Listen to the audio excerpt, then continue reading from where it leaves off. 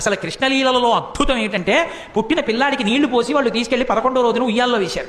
ఉయ్యాల్లో వేసి పడుకోబెడదామని ఉయ్యాలా ఊపుతున్నారు. ఏదో ఎవరికి వచ్చిన పాట వాళ్ళు పాడుతున్నారు. అందరూ ఎంఎస్ సుబ్బలక్ష్మి గారు, లతా మంగేష్కర్ అక్కర్లేదు పిల్లల్ని పడుకోబెట్టడానికి. తల్లి ఎవరు ఏదో పాట పాడుతుంది.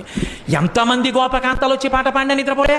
అందున ఉయ్యాలా ఊపి పడుకోబెట్టేటప్పుడు పిల్లాడు పడుకోవట్లేదంటే పిల్లాడు కనపడుతూ ఉండగా కాకుండా ఇలా ఉయ్యాలా దగ్గరికి చేసి పడుకుని ఇలా ఇలా ఇలా ఇలా ఇలా అని పాట పాడి పడుకుని ఉంటాడు. అందుకని పాపం ఎంతో ఇదిగా ఇలా విప్పి చూస్తే గుడ్లు రెండు ఇలా పెట్టుకుని చూస్తున్నాడు.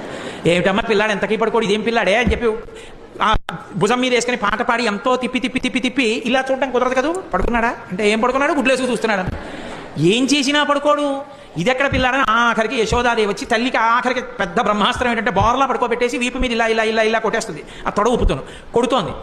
ఎంతకీ పడుకోడు, వీపు చిట్లిపోతోంది. ఇదేమిటి ఆది కూర్మంగా ఉన్నప్పుడు మందర పర్వతం తిరిగినా బాధపడలేదు కానీ ఈ కృష్ణావతారంలో ఇలా కొట్టేస్తున్నారు నన్ను, ఎందుకు ఇలా ఊపేస్తున్నారు అనుకున్నట్ట. లోకములు నిదురపోవగత నిదురంపని సభగుడు రమణులు జోకొట్టిపాడ నిదురం గైకొను క్రియ నూరకుండే కనుతెరవకయున్నన్నారు పోతన గారు. ఓహో ఈ దిక్కుమాలిన ప్రపంచానికి అలవాటు ఉంది, నిద్రపోతుంటారు వీళ్ళు కళ్ళు మూసుకొని. నాకు నిద్రపోవడం అలవాట్లేదు, నేను నిద్రపోతే లోకాలు నిర్వహించేవాడు ఎవరు. నేను పడుకోమని జోకొట్టేస్తున్నారు, నేను కళ్ళు మూసుకోపోతే వీళ్ళు ఇలాగే కొడతారని నిద్రపోయిన వాళ్ళ కళ్ళు మూసుకున్నాడు.